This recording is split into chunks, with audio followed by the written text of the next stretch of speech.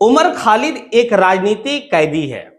उसी तरीके से ये राजनीतिक कैदी है जिस तरीके से भाई अफ्रीका के एक महान नेता नेल्सन मंडेला को जो है कि भाई कैद करके रखा गया था। हालांकि जो है कि उसे आतंकवादी और देशद्रोही का लक़ब दिया गया था, लेकिन वो एक राजनीतिक कैदी थे। उसी तरीके से भाई उमर खालिद भी एक राजनीतिक कैदी है। एक मनगढ़ंत के तहत इसे जो है कि आतंकवादी और देशद्रोही का जो है कि बात कही जा रही है।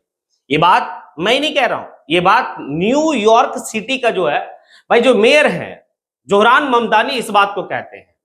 और ये बात उस वक्त में कहें कि भाई जिस वक्त में उसे जो है कि भाई नेल्सन मंडेला फाउंडेशन के तहत उन्हें जो है कि भाई बात रखने का मौका दिया गया, वो जब बात रख रहे थे तो इस बात को कहे कि पिछले 6 साल से जो है कि भारत के एक जेल में कैद है उमर खालिद। और उमर खालिद एक राजनीतिक कैदी है, ना कि देशद्रोही, ना कि आतंकवादी। ये फिर जो है कि भाई वो तुलना की है नेल्सन मंडेला से। नेल्सन मंडेला वही अफ्रीका के भाई गोरे काले की लड़ाई में जो है कि अपना अहम भूमिका निभाए थे, और जो गोरे की सरकार वहां चल रही थी उसके खिलाफ में जो है कि भाई वो आंदोलन कर रहे थे। तो गोरे की सरकार को भाई लगा कि अगर ये इस तरीके से लोगों को जागरूक करने लगेंगे तो फिर हमारी सत्ता जा सकती है। तो फिर नेल्सन मंडेला के ऊपर जो है देशद्रोही का मुकदमा लगाकर उसे जो है कि भाई 27 से 28 साल तक जो है कि एक जेल में रखा गया। बस उसी तरीके से जो है कि भारत के जेल में उमर खालिद को रखा गया। ये बात जोहरान ममदानी उस प्लेटफॉर्म से कह रहे थे जो प्लेटफॉर्म का नाम है नेल्सन मंडेला फाउंडेशन। और वो फिर आगे कहते हैं कि भाई हमें एकजुटता की जरूरत है।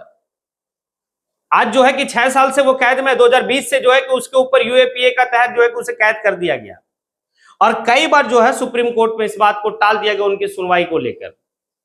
तो ये राजनीतिक कैदी है, ना कि मनगढ़ंत के तहत जो है कि देशद्रोही और आतंकवादी का तमगा लगाकर उन्हें जो जेल में रखा गया, उसमें जो है कि हम सबों को एकजुट होने की जरूरत है।